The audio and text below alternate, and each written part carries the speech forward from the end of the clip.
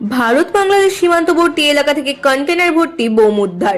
গোপন সূত্রের খবরের ভিত্তিতে জঙ্গিপুর ফাঁড়ি পুলিশ রঘুনাথগঞ্জ থানার অন্তর্গত ভারত বাংলাদেশ সীমান্তবর্তী পদ্মা সংলগ্ন গ্রাম খেজুরতলা শ্মশান এলাকা থেকে কন্টেনার ভর্তি বোম উদ্ধার করলো পুলিশ। কে বা কারা এই বোম নির্জন জায়গায় জঙ্গলের মধ্যে মজুত করে রেখেছিল সেই বিষয়ে তদন্তে নেমেছে পুলিশ। প্রতিনিয়ত স্পর্শকাতর এলাকায় এবং সীমান্তবর্তী এলাকায় কড়া নজরদারি চলছে পুলিশের। সেই কারণে এই বিপুল পরিমাণ বোম উদ্ধারের ঘটনা প্রতিনিয়তই ঘটে চলেছে মুর্শিদাবাদ এলাকায়।